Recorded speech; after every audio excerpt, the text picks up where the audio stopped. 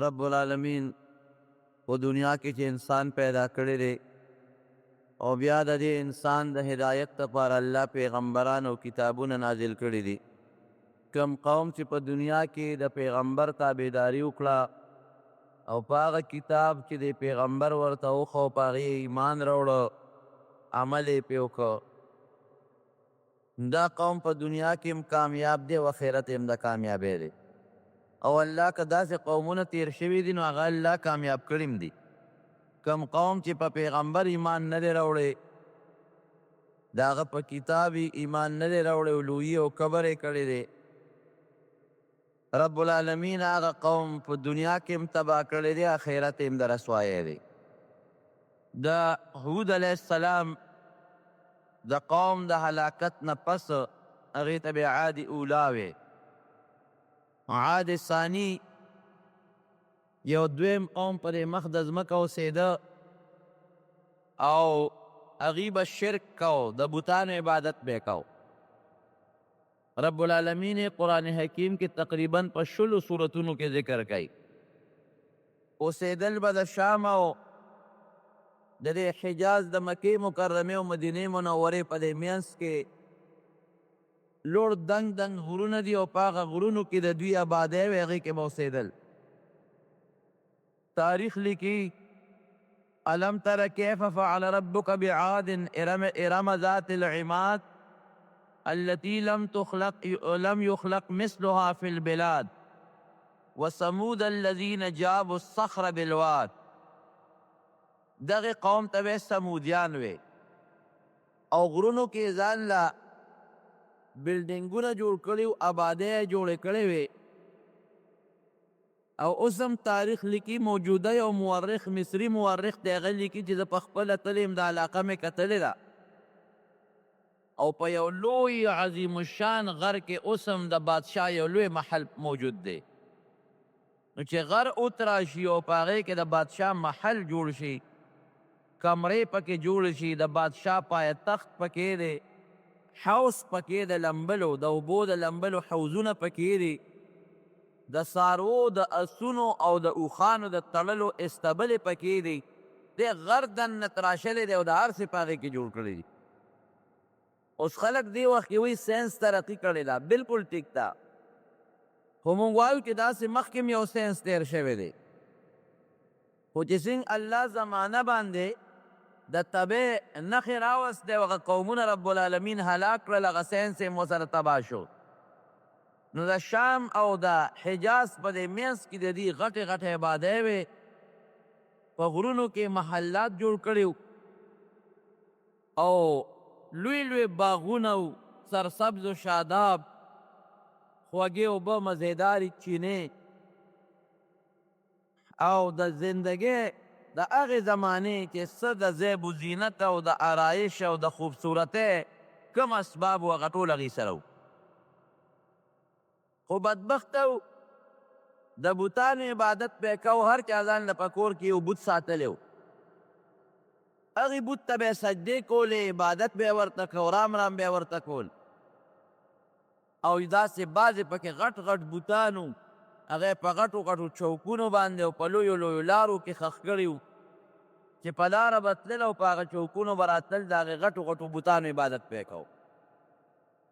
زما وروڼو، یو قوم هم الله د هدایت نه بغیر نه پرېږدي. هر قوم ته الله د هدایت یو لاره ښیي خامخا،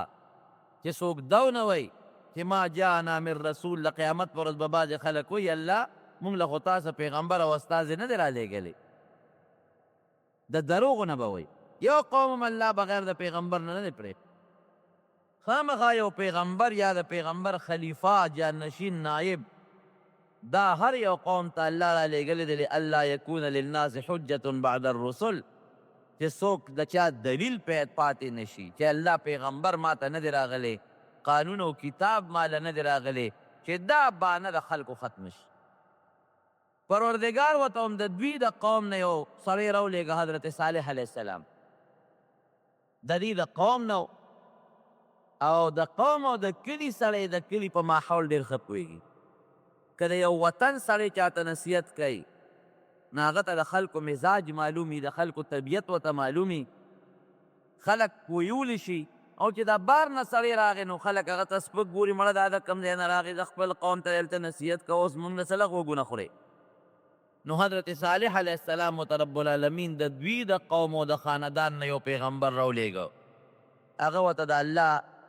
د دین نصیحتونه شروع کړل ای زما قومه د یو الله عبادت وکړئ او د الله سره شریکان مه جوړوئ الله په شرک ډېر زیات خفه کیږي ټول قرآن حکیم اول نه آخره پورې وګوره څومره غصه چې رب العالمین له په شرک ورځي چې تا الله له شریک پیدا کې دا ارس الله پیدا کړي دي دا نظام الله چلی دا موږ پیدا کړی الله یو مال دولت بچی عزت ارس موږ له رب العالمین را کړی او چې ته په هغې کې بیا هم بل څوک سره شریک یې لکه زه به یو مثال درکم د کور یو مشر یو مشر نو که په دې مشرۍ کې ورسره خپل رور شریکېږي یا زوی ورسره شریکېږي نو دا مشر پلار دا برداشت کولی شي نشي برداشت کولی د کلي یو مشر دی که ده سره په دې مشرۍ کې بل څوک شریکېږي یا نشي برداشت کولی د وطن به یو بادشاهي که بل بادشاه ورسره لږ غوندې هم سر اوچتی بس تم زما سره همسر جوړېږي فورا یې ذلیل کوي غورځوي یې رب العالمین په خپله بادشاهۍ کې په خپل طاقت کې ځان سره هېڅوک شریک نه غواړي او نه پرېږدي او نه ورله شریک شته نو صالح علیه السلام ورته نصیحت شروع کړو چې د الله خاطر وکړئ الله له شرک مه کوئ ستاسو خالق ستاسو رازق ستاسو مالک هغه رب العالمین دی او په دې طاقت کې د الله سره هېڅوک شریک نشته قوم ورته څه وایي وایي ته څوک یې وایي زه د الله استازی پیغمبر ستاسو د هدایت لپاره رالیږلی وی ښه مونږ او تا کې څه فرق دی چې ته د الله استازی او مونږ نه یو په مال رانه زیاتې په بچو رانه زیاتې ته په څه څیز زمونږ نه اوچتې چې ته وایې چې زه د پیغمبر یم او د پیغمبر دعوه دې وکړه مال مونږ سره دی غټې غټې بنګلې او بلډینګونه زمونږ دي دنیا زمونږ د آخرت به هم زمونږ دی او احادیثو کې راځي چې دوی به یو بل باندې فخر کو چې چا به ځان له یو اعلی مزیدار کور جوړ که بل به د هغې نه خشته جوړو بل به د هغې نه خشته جوړو بل به د هغې نه خشته جوړو په آبادو او په بلډینګونو کې به یو بل سره مقابلې کولې او د دې قوم نه کبرجن قوم بل نو ډېر انتهایی متکبره قوم ډېر لوی کبر و پکې ګوره د یو بل نه اوچته آبادۍ جوړول په هغې فخر کول زما آبادي ستا د هغې نښه ده بل به وایي زما دا ستا د دې نښه ده دا هم کبر شو او بل پیغمبر ته دا ویل چې ته خو زما د قوم نه ما او تا کې څه فرق دی د دې کلي اوسېدونکې زه ستا نه په مال او په دولت او په بچو او په طاقت زیات یم تا له الله پیغمبري در نه منو ده ځه چې سرې خوښی کوه نبی کریم صلی الله علیه وسلم ته به هم د مکې کافرو دغسې وي چې ته خو پیغمبر جوړ کړې ته خو یتیم مال دې نشته دولت دې نشته مال زمونږ دی دولت زمونږ دی مونږ پیغمبران نه جوړېږي او ته جوړېږې هر پیغمبر ته چې خپل قوم پیغور ورکړی دی ګورې د مال یې ورکړی دی د دولت یې وله ورکړی دی او دا یو لویه نشه د مارونو ګورې اوس هم د خلکو په سر کې پرته ده چې کم سړی لږ مالداري د پیسو خاوند د دولت خاوند دي او هغه مشرۍ ته ورسېږي د چا په بغمه هم دړني او چې کم لږ غریبي او کمزوري وي او هغه لا یو منصب ملو شي د هر چا ورته په بغمه درځي چې دا ولې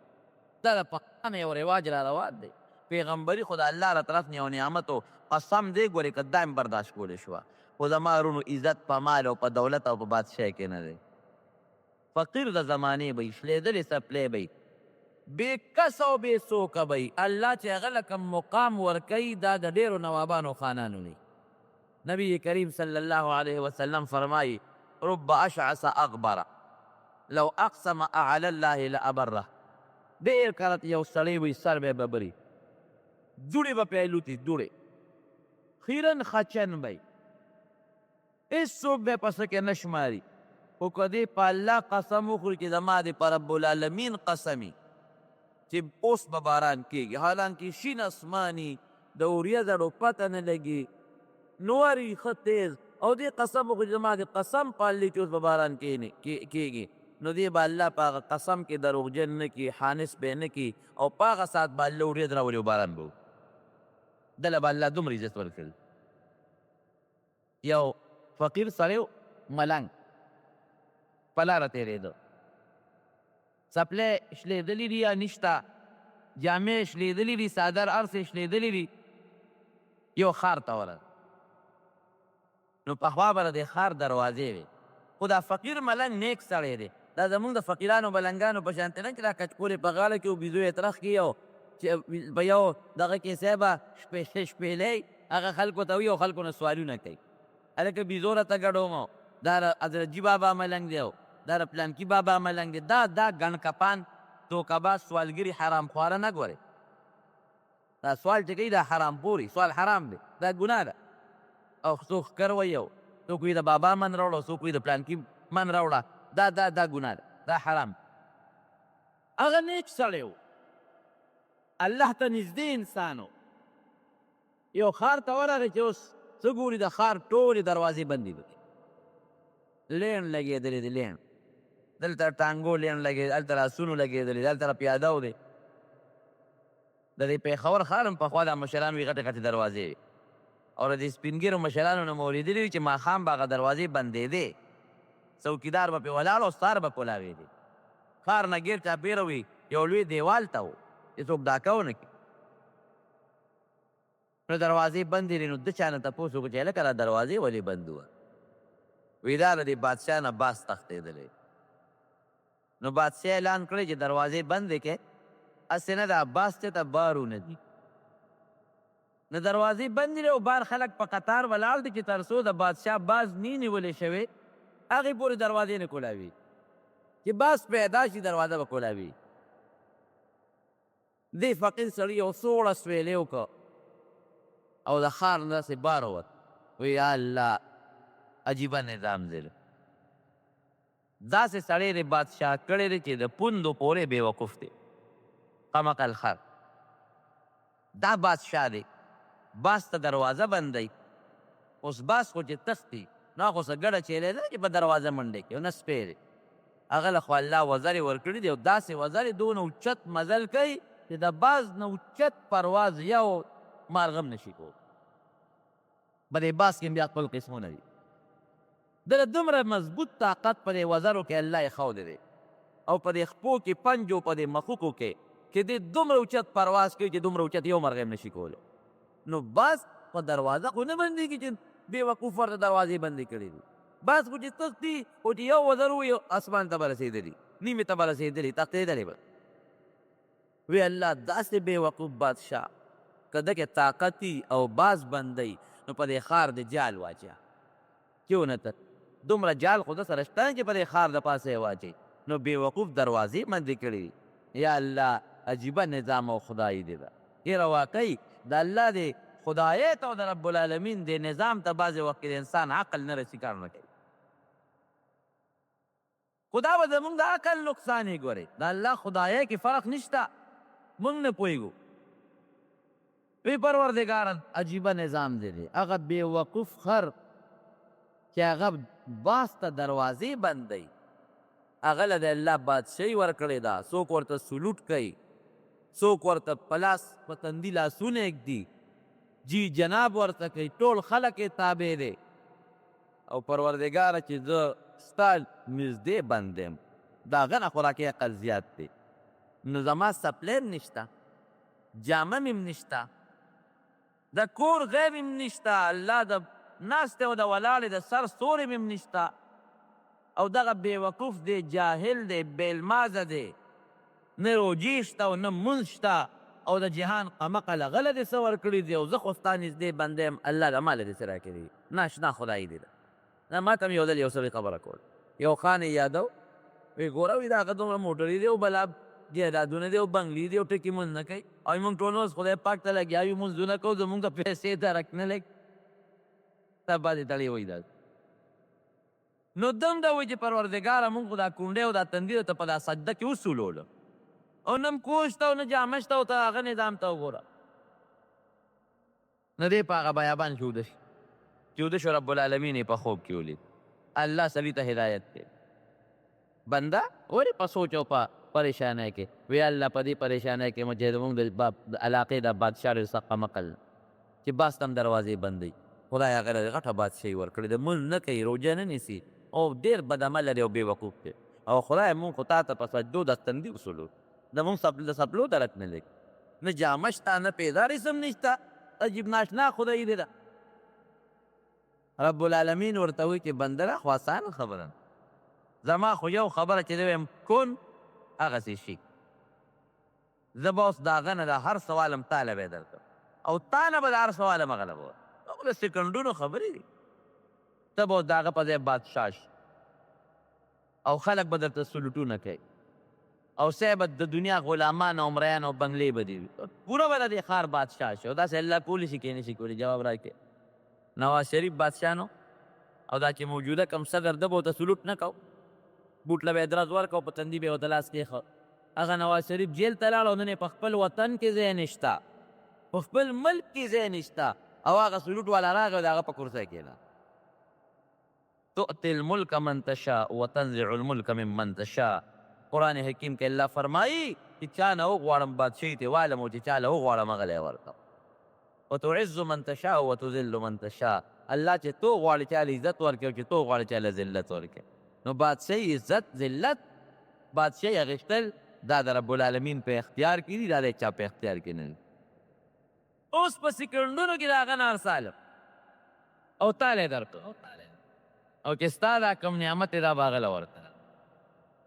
الله زما څه نعمت دا شلېدلې شامل او شلېدلې سپلې وې نه نه نه داسې نه ده تا پړه کې چې کوم ایمان پروت دی دا به هغه له ورکړو تا دا جامه به مغه له ورکړو تا دا شلېدلې پیزار به مغه له ورکړو ستا پړه کې چې ما سره کومه مینه دا به مغه له ورکړو ته چې کوم عبادت کې او کوم منځ کې او ما سره د کوم محبت دی دا تا دا ټول د ایمان او د عمل او د غریبي او فقیري ټول به هغه له ورکړم د هغه بادشاهي او هغه بېوقوفتوب او د هغه نه عبادت کول خو د هغه چې سړي تاله او ستا هغه له څنګه دې خوښه ده وایو د سکنډونو فیصلې دي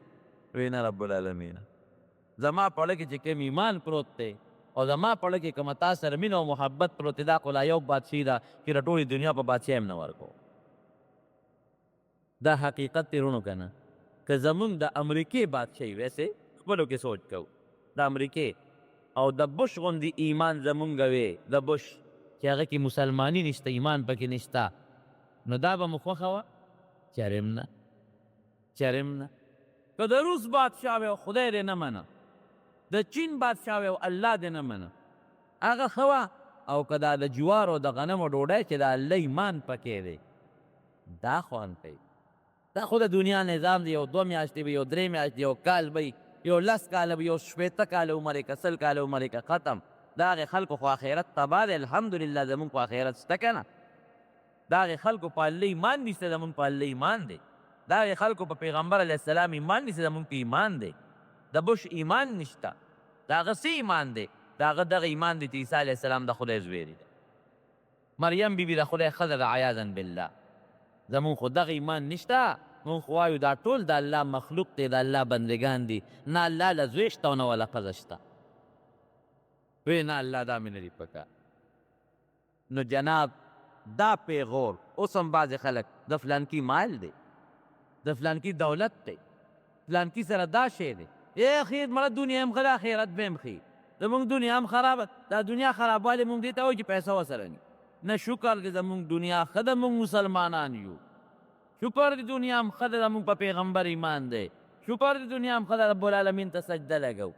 شکر دی دنیا هم ښه ده د الله زمونږ خوښ دی په دې هله کې مو سره ښه مینه ده او چې الله سره مینه ده انشاءالله د رب العالمین موږ سره مینه شته ده نو صالح علیه السلام ته هم دې قوم دا پیغور ورکو چې که ته پیغمبر وې مال به دې ډېر دولت به دې او بنګلې به دې وې مال او دولت او بنګلې زمونږ دی د پیغمبرۍ دعوته کې تعالی خدای پیغمبري درکړې زمونږ دنیا ښه د آخرت به هم تله خیر ده ورته نصیحت به کو هغوی به نصیحت نه منل څه لږ کسان د صالح علیه السلام په خولې باندې د 50-60 کسان یا بعض روایتو کې څه 1.5 سل راځي دا الله پاک مسلمانان کړل او باقي ټول کافران عموما چې کله به د دوی د اختر میله و قوم به راجمع شو صالح علیه السلام به راغی قوم ته به ودرېده ای زما قومه د الله د قهر او د غضب نه یروم زما در باندې څه وګوره یو الله ومنې او د بوتانو د عبادت پرېږدې هغې به ورته بیا فأتنا بما تعدونه زه مړه خو چې پسم عذاب هم یری راوله چې کوم عذاب دې خوښي را باندې راوله نه دې مني یو ځل یې ټول سرداران را جمع کړل د خپل قوم یو میدان کې تاسو کښېنئ خبره وی ګوره داسې کار دی چې زه ستاسو خیر فیم او د الله د قهر او د غضب نه م یېروم مهرباني وکړئ د بوتانو عبادت پرېږدئ کومه ایمان راوړئ د قوم هغه سرداران ورته وایي ښه ایمان در باندې راوړو خو په یو شرط یو کار که کې ټول مسلمانېږو او هغه دا دی چې یو نښه یو معجزه راته ښکاره کړه خو داسې معجزه چې زمونږ درته ووایو هغسې که دغه معجزه دې راته ښکاره کړه نو موږ ټول ایمان راوړو او که دا معجزه یې ښکاره نه کړه نه راځو غټ سرداران ناست وي څه معجزه غواړو وایي موږ دا غواړو چې دا مخامخ غر وشلېږي او د هغې نه یو اوښه راوځي او بلار به اوښی او هغه زمونږ په سترګو په مخ کې لنګه شي او دومره پیوي په هغې کې چې زمونږ د ټول قوم د اوبو او د خوراک ګزاره پې کېږي ظالم بچو سم سوچ کړی اوښه خو د اوښې نه پیدا کېږي د غر نه کوم ځای پیدا کېږي دی نه وی چې دا اوښې او بچې غټ شي او پی پکې پیدا شي نه دی چې د دې غر نه دا غر اوښلېږي او د دې نه راوځي او مونږ ورته ګورو راوځي صالح علیه السلام ورته وایي ښه که دا کار وشو نو ایمان به راوړی بیا وی او بلکل دا هم در سره وعده ده چې موږ ټول ایمان راوړو وی ګوره یو خبره درته کوم که الله دا معجزه ښکاره کړه او دا کار یې وکړ او بیا هم تاسو نقصان وکړه ایمان هم راونړه یا د هغه معجزې بېعزتي م وکړه دا واورئ ګوره ټول به تباه کېږي سوچ پې وکړي وی نه بس دا زمونږ وعده ده چې څه قسمه قسم وي او هر څه وی در سره کوو او ټول مسلمانېږو بس دا ستا د پیغمبرۍ او دلیل که دا شی ښکاره شي مونږ ته پته ولګي چې ته د خدای پیغمبر یې ځکه دا کار بغیر د الله نه بل څوک نه شي کولی او که دا کار نه کېږي نو سر مه خوږوه حضرت صالح علیه السلام رب العالمین ته وجله چغې یې جوړې کړې پروردګار ته چې یا الله زما دا قوم زما نه دا معجزه غواړي الله دا معجزه مونږ ته ښکاره کړه او الله زه خو دې دپاره دا معجزه غواړم چې دا قوم ټول مسلمانان شي او دوی را سره وعده وکړه مسلمانې رب العالمین ورته جبریل علیه السلام راولېږه چې دا سرداران کښېنه او پوه یې کړه چې که دا اوښه خو زه درته اوس را پیدا کوم خو که دې له چا ګوتې یوړ پوه یې کړه چا زخمي کړه چا وشړله د خپل فصل نه نو فورا به دا قوم تباه کوم دویم دا دی چې د دوی یو مخصوصه چینه وه د هغې نه به یې اوبه څکلې یو ورځ به د دې اوښې وي د اوبو او یو ورځ به د دوی د ټولو وی کومه ورځ چې د دوی د دې اوښې د اوبو د څکو وي نو په هغه ورځ به نه د دوی ګډه راځي نه به یې چیلی راځي نه به دوی راځي هېڅ څوک به هم اوبو له نه راځي او یو ورځ به د دوی وي یو ورځ د اوښې پوه سرداران یې راغونډ کړل ویې کښېنه وی بلکل الله زما خبره مني دعا مې قبلوي دا اوښه را پیدا کړي خو په دغه شرط کم پوښي وی بلکل مونږ ته منظور دی مفسرین لیکي احادیثو کې م راځي چې مخامخ غر باندې زلزله غوندې راله وړقېد دې ټولو سردارانو ورته په خپلو سترګو کتل او چې وړقېده نو داسې اواز یې وکړه لکه اوښه چې لنګېږي او اواز دی او اوچاو د هغه غر او د هغې نه اوښه راووته دوی ورته کتل مخامخ بلار به اوښه وه غټه سربه د دې مخکې د هغې بچې پیدا شو صالح علیه السلام د پړي نه ونیوله او د قوم سردارانو چې څومره د قوم مشرانو ټول ولاړو وی ها دا واخلی دا د الله معجزه دا بغیر د الله نه بل څوک کولی شي نشي کولی او چې زما په دعا الله دا هر څه وکړل دا زما معجزه ده معجزه ویم دې ته چې د پیغمبر د لاس نه داسې یو کار ښکاره شي چې هغه د عام عادت او د عقل خلاف د عقل خلاف د عام عادت خلاف دا یو لویه نښه رب العالمین ما ته راکړه اوس ایمان راوړی که نه راوړی نو د قوم بعضې سرداران هغې ایمان راوړو مسلمانان بعضو وی موږ خپلو ملګرو سره مشوره کوو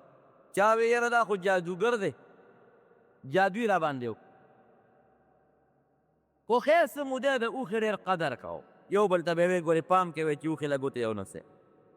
په زړه کې خو پوه وو چې دا د الله معجزه ده پیغمبر معجزه ده اوښه کې اوښه څنګه اوښه وه اوښه کې د هر یو قسم رنګ و پکې رنګ خشته مزینه مزیدار تور سپین شین زیړ بعضې دغه یي که نه دغه د تاسو وګورئ د طاووس ته چې هغه هغه وزر اوچتې کې څومره خشته مزیدار ښکاري یا دا پړانګ تاسو لیدلی د هغه هغه څرمن څومره مزیداره برګه بروګه خشته ښکلې ښکاري نو الله تعالی په دې اوښه کې مختلف قسمه رنګونه پیدا کړ دومره ډولې اوښه چې په مخ د ځمکه دومره ډولې څاروي چېرته نو ځکه د الله په قدرت پیدا شوي یو ورځ به راتله خو د چینې اوبه به هغې څکل چې په چینه به یې خوله کېښوده غټه سربه اوښه وه ټولې اوبه به یې وڅښې بچي به یې ټولې اوبه وڅکېدې دوی ته به اوبه نه پاتې کېدې او بله ورځ به رب العالمین هغوی له اوبه ورکولې داسې به نه وه چې د هغوی اوبه به نه وې نه په بله ورځ به د هغوی باقاعده رالل منګي به یې ډک کړل لوښي به یې ډک کړل اوبه به کمېدې ورته نه د هغوی انتظام هم پوره خو یو ورځ نمبر د اوښې یو ورځ نمبر د دوی بل دا اوښه به سرېده په دې ټول دشتو بیابان په غرونو ګیا به یې خوړه چا ګوتې نه شو وروړی خو دومره هوښیاره وه چې چا به باغ کرلی و یا چا به خپل فصل کرلی و هغې له به یې خوله هم نږدې نه وړه هغه ګیا به یې خوړه چې کوم به په دې غرونو کې کېده هغه بوټو نه به یې ګیا خوړه چې کوم به د غرونو بوټي به هغې کې به ګرځېده چا کې جرت نو چې چا منې کړې شوې چا منې کړې وې او یا چا ورته چوکه نیولې وې یا چا شړلې وې ټوله ورځ به وګرځېدله اوبه سرېدله ماښام به راله چې را به د دنیا دا خلک به ورته پلین باندې ولاړو او چې تیله به یې وله ګوتې یوړې پی به ترې را روان شوي دومره پی به یې کول چې د ټولو سمودیانو د نرو ښځو د بچو انتظام پکې و دومره پی چې دوی به څکل هم او د ډوډۍ کار به یې مولی کو ځکه د الله د معجزې وښه او داسې هم نه وه چې په لش کې سخته وي بعضې څاروي وي چې هغه لشي د هغې نه پی په زور روځي انسان لاس ستړي کي نه چې څنګ به یې تیله وله ګوتې یوړې لکه د بمبې غوندې به دا پی رابېدلې او د دنیا خلکو سره به لوښو زنانه او ماشومانه به یې تېده کړل او کورونو ته به یې وړل څه موده خو خلک ډېر خوشحال مفتو کې پی میلاویږي او د الله د قدرت او د پیغمبر د معجزې پی دي او فایده په پیو کې څه وه یو یې د اوبو کار ورکو یو یې د ډوډۍ کار ورکو یو یې د دارو کار ورکو که د چا به تبه وه ورشئ هلې د اوښې پی راوړئ ابه یې پرې وڅکل تبه به یې جوړه شوه کله چا په سر درد و هله ورشئ د اوښې پی راوړئ زر به یې پی راوړل ابه یې وڅکل سرخوږې به یې ښه شو چې چاته به څه قسمه بیماري وه مشکلات به و غم به و تکلیف به و بس دا د یو بهتر پیو د پیغمبر د معجزې هغه به یې وڅکل هغه بیماري هغه تکلیف هغه غم هغه درد هغه خوږ اب ورته رب العالمین جوړو خو خوشحاله راتلل به صالح علیه السلام ته به نږدې کېدل هم خوشحاله خو چې ورځې څومره تېرېدلې نو شیطان پکې کار شروع کړو بعضې سردارانو خو ایمان راوړه دا پراپېګنډه جوړه شوه دا خو جادوګر دی مړه زموږ اوښې ته څه حاجت دی موږ سره خپل څاروي لږ دي څه زموږ څاروي شته که نه زموږ ډوډۍ ته څه حاجت دی زموږ لږې ځمکې دي زموږ لږې میوې دي څه چا به ویې موږ د پیو نه سیکن شي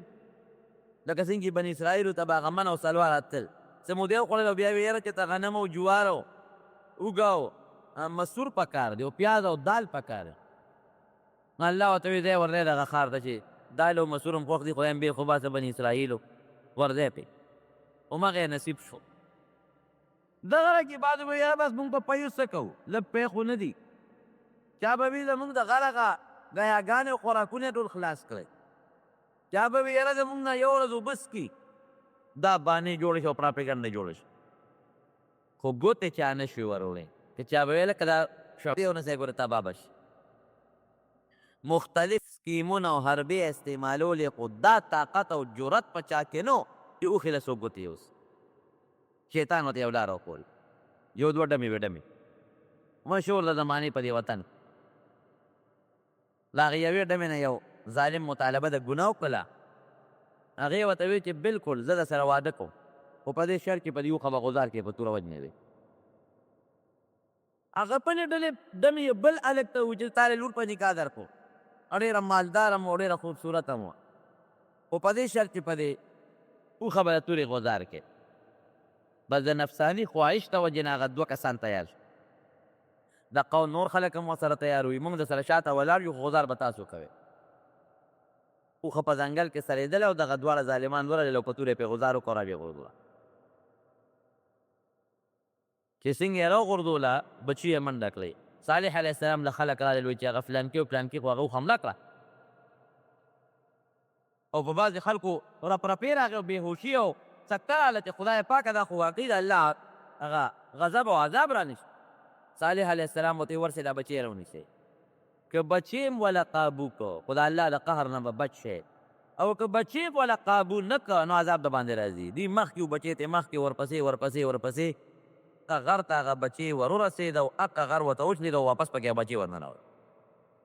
قادر نه شو چې هغه بچی یې رانیولی رالې صالح علیه السلام ته بچی خو په غر ورننوت انا لله و انا الیه راجعون لا حول ولا قوة الا بالله بس ملګرو ته یې ځای چې د دې وطن نه سفر کوو چې کوم د صالح علیه السلام سره مسلمانان ملګري وو د وطن نه ووتل لاړل فلسطین ته دا اوس چې کوم فلسطین ښه دې ته راووتل او باقي کافر قوم پاتې شو او بیا د دې نه پس پراپګنډې جوړې کړې وی د خدای هغه اوښه هېته به یې ناقة الله وې د خدای هغه اوښه هغه م ولې مړه کړه راځي چې خدای دې موږ ته څه ووایي که نه هغه پیغمبر هم وله وشړه هغه مسلمانان هغه هم د وطن نه وویستل هم شړل پراپګنډې لا جوړې کړې صالح علیه السلام ته ووت سره د مسلمانانو سره د خپل خاندان نه فلسطین ته لاړل او په سبا له په دوی باندې داسې عذاب راغی چې دا مخونه یې تک جل شو یو ورځ یې مخونه زیړو په دویمه ورځ پرې داسې د خدای قهر راغی چې مخونه یې تک سره شو بلکل سره او په درېیمه ورځ پرې داسې مرض راغی چې دا مخونه یې تک تور شو مفسرین لیکي چې په دې کې توبهګار نه شو یعنی که دغه وخت کې دوی د الله پاک دربار کې توبه ایستې وي چې الله معافي غواړو ممکن ده چې الله معاف کړی وي لکه د یونس علیه السلام قوم په داسې وخت توبه وویسته الله معاف کړل راغل عذاب ته خدای پورته کړ دوی هغه وخت کې خپل قبر او خپله لویي وکړه مړه دا هېڅ هم نشته مه یارېږې او په څلورمه ورځ باندې د شپې دوی ودو او زلزله پرې راغله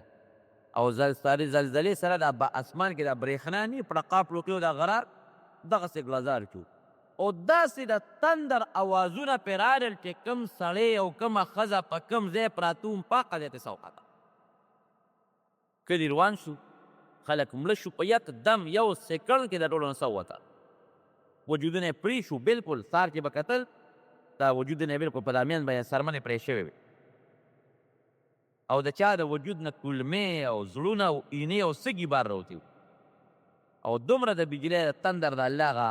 اواز و چې هغه غرونه او هغه آبادۍ او هغه بلډینګونه په دامیان باندې وشلېده رب العالمین نیست و نابود ته تبع کړه صالح علیه السلام د هغه قوم ته خدای خلاص کړو ان بطش ربک لشدید الله وایي زما ګرفت او زما طاقت ډېر سخت دی زما د طاقت مقابله یې څوک نشي کولی دا حقیقت ده نبی کریم صلی الله علیه وسلم په یو جهاد کې روان ملګري ورسره نو په دې علاقه تېرېږي چې دا کوم د سمودیانو علاقه ده نو صحابه کرامو ته وفرمایل وی ګورې پام کوئ په دې علاقه تېرېږئ او سرونه به ټیټ کړئ په سر به څادر واچوئ او په منډه به په تیزۍ کې تیوځئ ګورې تماشې ته به نه ودرېږئ ولې وی په دې کلي او په دې خاوره اوس هم د الله قهر او غضب ورېږي اوس هم پرې غضب ورېږي په حالانکې دا کله تېر شوي دي دا د ابراهیم علیه السلام نه مخکې او د نوح علیه السلام نه پس په دغه زمانه کې دا قوم تېر شوي ده څوک وایي په درېیم پشت کې او بعضې علما لیکي په اووم پشت کې د نوح علیه السلام اولادو دومره لرې تېر شوي دي په زرګونه کاله مخکې او نبي علیه السلام فرمایي چې اوس هم په دې قوم د الله قهر او د الله غضب ورېږي نو ګورې وجاړئ چې په دې لاره تېرېږې د خدای د قهر نه په منډه تېر شئ سرونه ښکته کړئ او وایي چې کومه چینه ده اوس هم هغه چینه شته د سمودیانو هغه د هغې نه ګورې اوبه ونسکئ هغه د الله د قهر او د غضب پې ورېدلی دی د هغې نه چې یو څاڅکې اوبه مو ونسکئ دا اوس هم مسله ده د دین چې کوم قوم هلاک شوی دی او عذاب پې راغلی دی د هغې تماشې له به څوک نه ځي. زمونږ دا خلک د هغې تماشې له ځي. د پلانکو کنډراتو تماشو له ځي، د پلانکو هغې له ځو، د پلانکو هغې له ځو. نه دې نه به زر تېرېږي. هلته به خوراک نه کوې، هغلته اوبه نه څښې، هلته به سر ښکته کړې او ځې به د الله د قهر نه به یېرېږي. او زمونږ خلک یې تماشو له هلته بازارونه جوړ شوي، خلک پکې خوراکونه کوي، تېل نه خلک ځي، دا ګناه د ناروا دي. او زما عزتمند وروڼو خبره مې دې پورې کوله چې هغې قوم په یو د الله نافرماني وکړه، د پیغمبر یې ونه منه. دویم کبر یې کو، لویي یې کوله. نو رب العالمین د هغې کبر او د هغه لویه ولې دومره مضبوطه سزا ورکړه چې د قرآن حکیم په 13 سورتونو کې اوس هم د هغې ذکر دی، په 13 سورتونو کې. او د عبرت او د مثال دپاره رب العالمین او د نبی کریم صلی الله علیه وسلم خپلو صحابو څه ذکر کوي. کبر او لویي دا ډېره خطرناک او سنګینه ګناه د الله دی مسلمان وسد. نبی کریم صلی الله علیه وسلم فرمایي یو حدیث دی، وی چې د چا په زړه کې د اوري د دانې عمره، د شړشم نه هم د اوري دانه واړه ده، د شړشم او د اوري د دانې عمره کبري، د جنت خوشبویي پې حرامه ده. حالانکه د جنت خوشبویي د 500 کالو په مزل محسوسیږي. هله به جنت ته ځي چې د جهنم په اور ته رب العالمین دا کبر وسوځوي. او یو بل حدیث پاک کې راځي، نبی علیه السلام فرمایي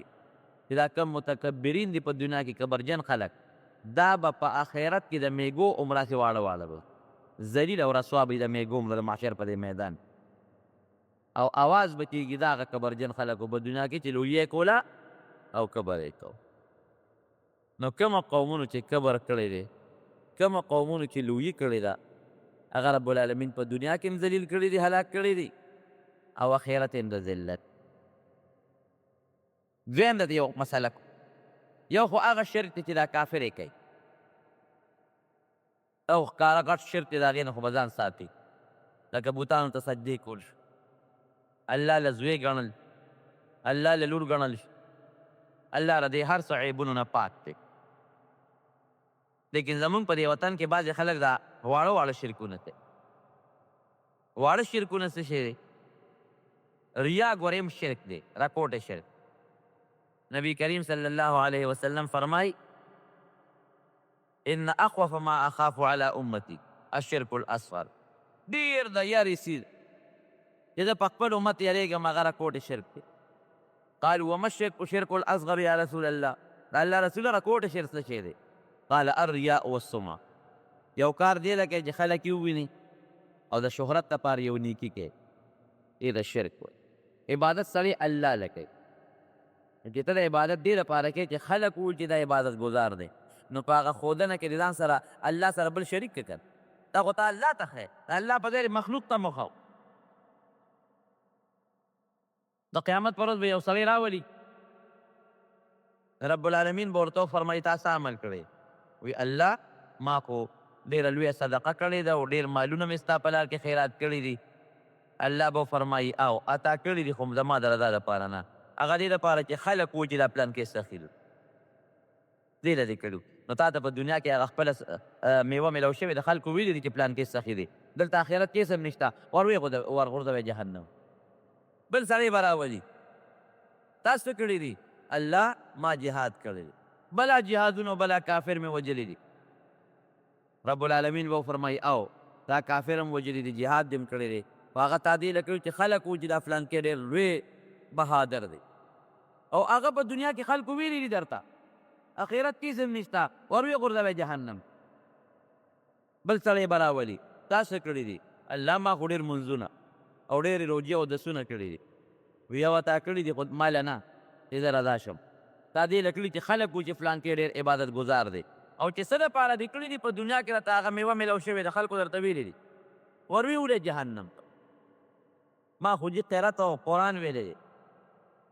وی او اتا دې له ویلو چې خلک وایي چې پلان کې ښه شته قاري دی، ښکلی اواز یې دی، درته خلکو په دنیا کې ویلي دی، هغه نتیجه او میوه راته ګټلې ده، ورویې وړی جهنم ته. نو د ریا د کار نه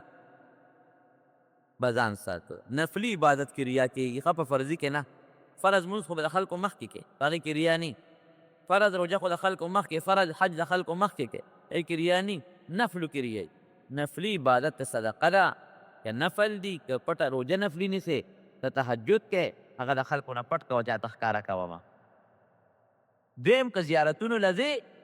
غوښتنه به د زیارت ته نه کوې، غوښتنه به د الله نه او که دا دې وي چې ای زیارت ته ماله زوی به راکې، پلانکې زیارت به مې جوړی، پلانکې بابا به مې جوړی، دا هم شرک دی. ګوره دا غټه ګناه ده، خدای الله خفه کېږي. زیارتونو له تلل که یو سړی د شریعت مطابق ځي بلکل ولتلی شي، لاړ شئ عبرت دپاره لاړ شئ، هلته دعا به ورته وکړې د خدای نیک بنده دی چې د هغه هغه نیکي در مخکې شي، ممکن د تا کې هم خدای پاک د نیکۍ اثر پیدا کړي. خو دا به نه وي چې زیارت ما به جوړی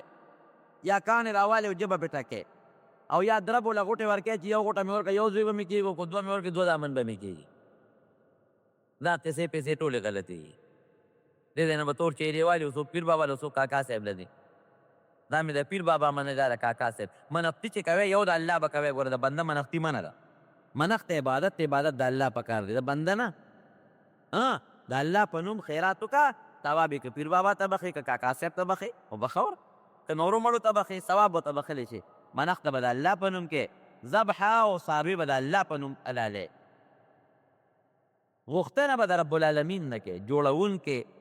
بچې ورکوونکې او عزت ورکوونکې، مال ورکوونکې دا یو الله دی، په دې کې الله سره بل څوک شریک نشته. دا عامه قاعده ده چې یو دشمن کله په مسلمان باندې د ظلم اراده لري نو همدهغه مسلمان نه یو سړی راوچت کړي او هغه له پیسه میسه او اختیارات ورکړي او په هغه یې ووایي. دشمن بالذات مسلمان نشي وال. دشمن که مسلمان وي د مسلمانانو کې یو وله پیدا کړي، یو منافق را پیدا کړي،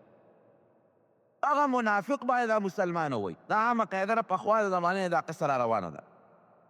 نو فرعون بني اسرائیلو باندې خو به ظلمونه کول، نه د بني اسرائیلو نه د موسی علیه السلام د تره زوی قارون یې راوچت کړه. وایي ته د قوم سړی یې او بس ته لګیا اوسه د بني اسرائیلو کې کار کوه. هغې د بني اسرائیلو نګران مقرر کړی و، هغه پرې ډېر انتهایي ظلمونه کول. بادشاه ته به یې لېږل، ډلې ډلې مقرر کړی وې چې تاسو به د بادشاه خدمتونه کوئ، څوک به لختي صفا کوئ، څوک به له متیازې غورځوئ، څوک به له زمیندارۍ کوئ، څوک به له ګیډي راوړی، خشاکونه به له راوړی، څوک به لارې کوڅې به جوړوئ، ښځې به یې د هغوی د کورونو خدمتونه کوئ.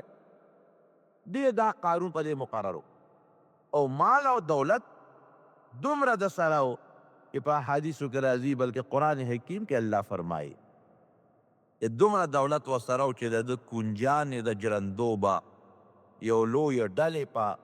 چې چته به ته نو کنجانې به یې په یو مضبوطې ډلې ځان سره په اوږو باندې او په څاروو ګرځولې. دا کنجانې خو نه وې لکه زمونږ د اوسنۍ کنجانې چې کومې دي. دومره دولت و ورسره لویه ډله. هغه صرف په دې مقرر وه چې د قارون د خزانو کنجانې به ګرځوې، هغې به چابیانې ګرځولې. چې کله خدای پاک فرعون غرق که او بني اسرائیل ووتل، دې م ورسره لاړ. خو دې خو منافق هماغه د زړه نه بغض د موسی علیه السلام سره پورې او په دې م خفه و چې زه مالداره م یم، زما دولت هم شته، زه مشر هم یم. او ځکه موسی علیه السلام له خدای پاک پیغمبري ورکړه، نو د موسی علیه السلام د ورور د هارون ولې پیغمبر دی، هارون علیه السلام. په کار دا و چې د ده په ځای باندې زه پیغمبر شوی. ده هم یو بغض او حسد و د موسی علیه السلام سره چې دا کشر راغی او د پیغمبري مې شو او بیا د خپل لور پیغمبر که او زه د تره زوی یم او ما سره دولت ما سره ما له نبوت رانه که دا ولې.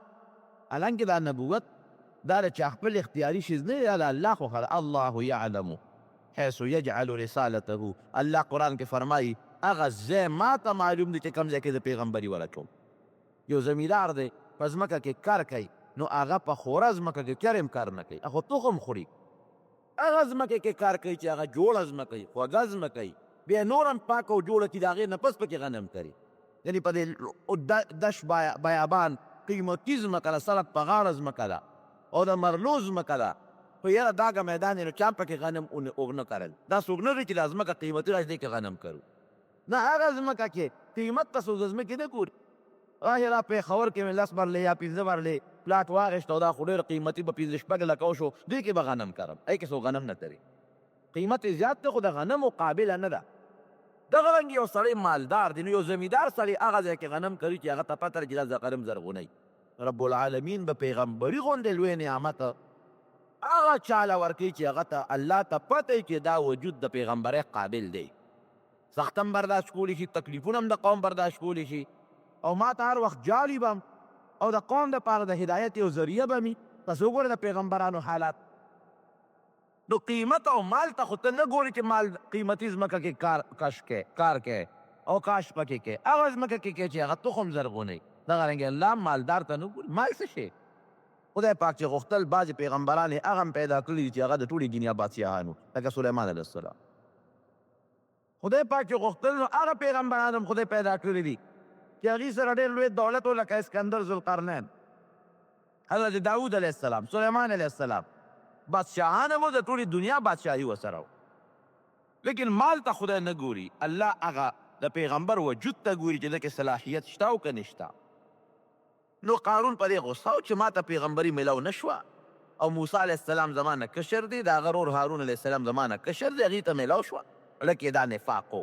لیکن دا ورته پته ولګېده چې موسی علیه السلام خو د خدای برحق پیغمبر دی خلاف پې کولی نه شم نو چې کله موسی علیه السلام و بني اسرائیلو هجرت کو او اوتل وادي تیه ته او فرعون د هغه قوم خدای غرق کړ د هارون موسی الله خو دې منافق دی چې دا ورسره هلته کې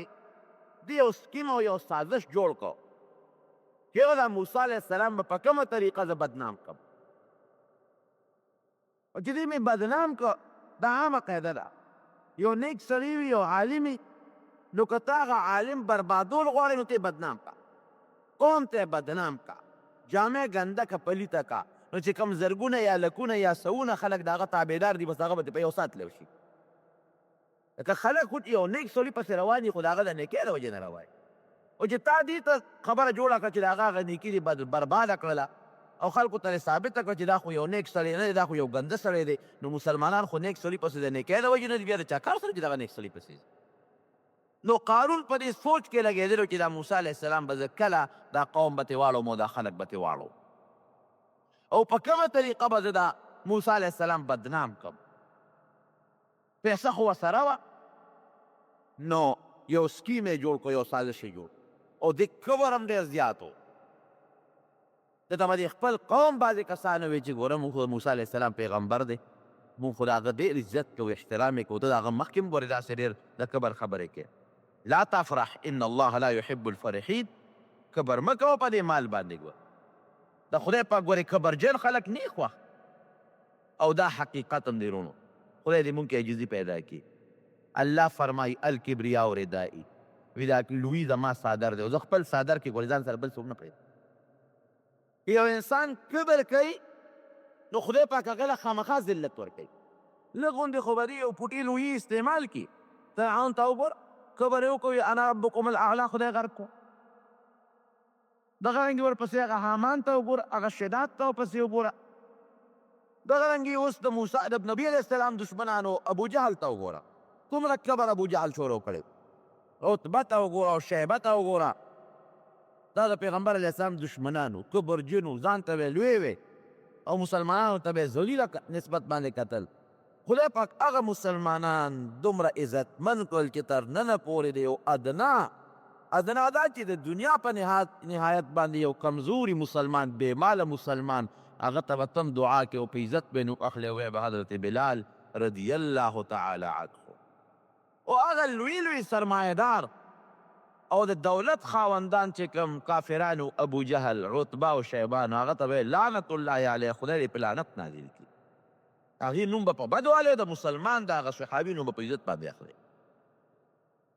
او کبر ډېر خطرناک شی دی پیغمبر علیه السلام فرمایي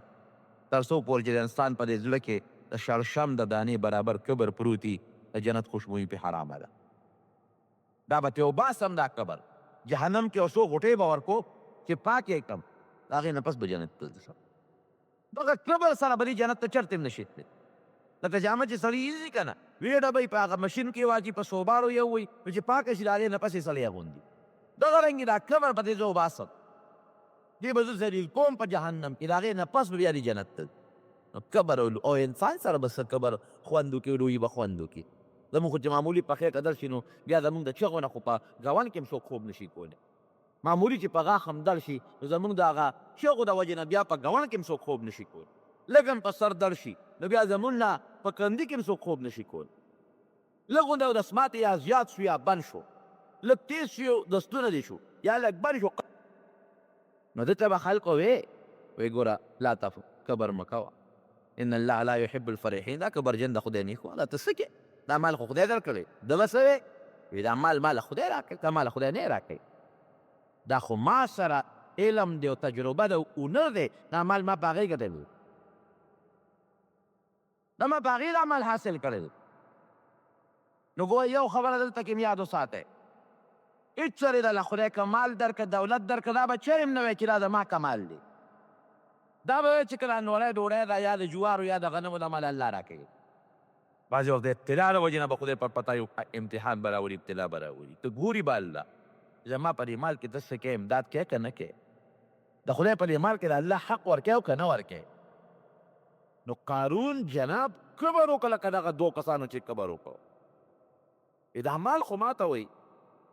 خدای درکړه وایي نه ماله خدای نه راکړې ما پخپله پیدا کړی دی کسب مې کړی ګټه مې کړې ده لکه انسان ته ګوره د انسان ګټې ته وګوره تو بس یو ستا ګټه بس دي ډېر مالدارانو ولیدل چې مال یې برباد شو راغی اوس موسی علیه السلام دی خو منافقه کافر نه به ځان وساتې خو د منافق نه ځان نشي ساتلی یا د اسلام په جامه کې د اسلام دشمني دې ته منافق وایي یو ښځی یو لمسوله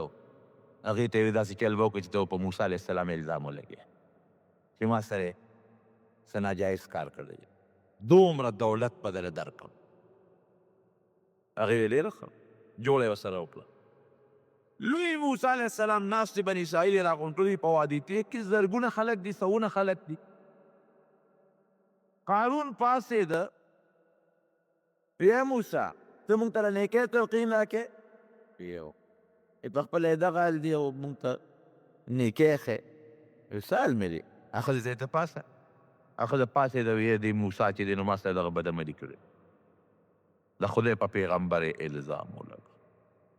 دا خبرې د الزام لګول اساني هر چا باندې خلک الزام لګي هر چا کې خلک غیبونه راوباسي لیکن د هغې نتیجه سنبالول ګورې بیا ډېر ګران دی نیکانو دپاره شیطان هر وخت خلک لمسوي هم پښتانه وایي که نه وایي چې دا بل ته یو ګوته نیسي دا درې ځان ته راماته کړي ما کې به بېشکه غلطۍ به وي ګناه به وي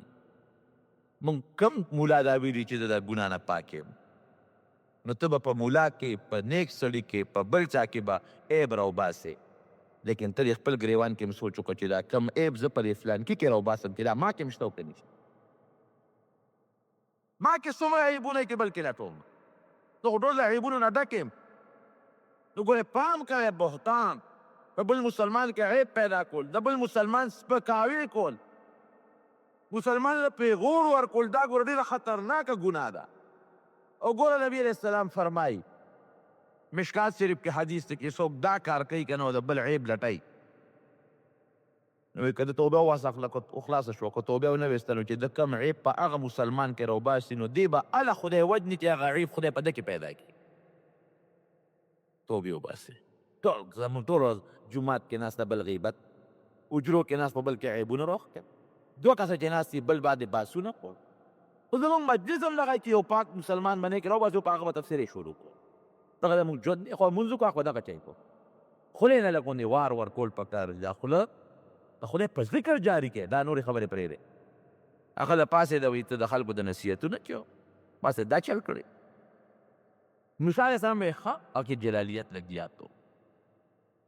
بس فوراً په سجده پرېوته الله ته ویجلل خدای ته او بیا راپاڅېده او هغه ښځې ته وایي ستا دې په هغه ذات قسمي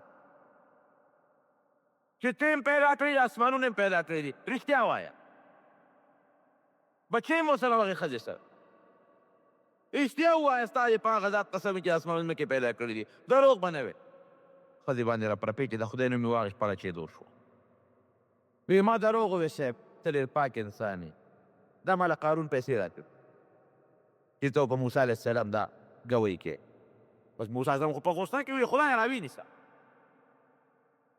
سره د مال یې راونیسه او سره د نوکرانو یې راونیسه او سره هغې خلکو چې کومې ملګري دي نو خدای پاک اونې و ځمکه اوس دی نو دوی پکې دننه لاړ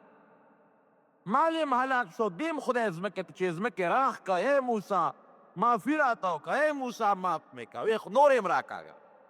نور یې م راکړه ای موسی معاف مې که بیا به نه کوم غلطي مې کړې ده نور یې م راکاږه ځمکې غیب کو او په ځمکه کې اوس هم دغسې تاویږي تر قیامته پورې دغه سزا ده او بیا قیامت نه وروستو چې خدای پاک جهنم ته بدیږي نبی کریم صلی الله علیه وسلم فرمایي چې الله موسی علیه السلام ته وایي چې څنګه چلو شو زړه یخ شو الله ورته پیغمبرانو سلام خدای پاک داسې هغه د خپل ناس خبرې کوي خوشحاله شوې یا خدای خوشحاله شوم په مې الزام لګولو او تا د ما دعا قبوله کړه په ځمکه کې دې غرق کړه رحم دې پې موسی ګورې رانغی څو چغې درته ووالې او تا پې رحم رانغی زما دې په خپل ذات قسم یې الله وایي که ما ته یوه چغه والې په اسات مې معاف کو الله دومره رحیم ذات یو چغې ما ته والې وې که نه په اسات مې معاف کو خو بدبخته تا ته چغې والو زه یې هېر کړی وم دومره چغې درته والې معاف دې نه که او که ما ته یو چغه والې وې حالانکه د خدای په پیغمبر الزام خود پیغمبر خو د خدای رسول دی دا خو خدای ته سپک نسبت دی الله پې خفه کېږي یو چغې ما ته والې په اسات مې معاف کو د خدای رحم ورونو ډېر زیات دی لیکن ان بطش ربک لشدید د خدای قهر او د خدای ګرفت او د الله نیول دا بل ډېر زیات هر وخت د رب العالمین قهر په دې سر د پاسه څو ګڼه چې دا الله هر وخت ما رانیوي شي زما دا سټوکې زما دا سر زما دا لاس او زما وجود او زما دا مال د الله په قبضه کې دي وګوره کم خلک چې دا خپل مال او دا خپل نفس دا مال د خدای په لار کې خرچ کوي زکات خیرات ورکوي غریب سره مسافر سره ګاونډي سره رشته دار غریب سره امداد هم کوي د خدای دا مال د خدای په حج او په عمره هم خیرات کوي چېرته به یې خوار راته ونښه هغې نه به له زیات خدای ورکوي او دا ممسک بخیل اجرندې وطن له خدای حق مني نه د ګاونډي حق مني نه د رشته دار حق مني هغه مال چې خدای په بله لاره وباسي خدای د سوی پیدا کړي په ډېره غلطه لار ته خدای هغه مال وباسي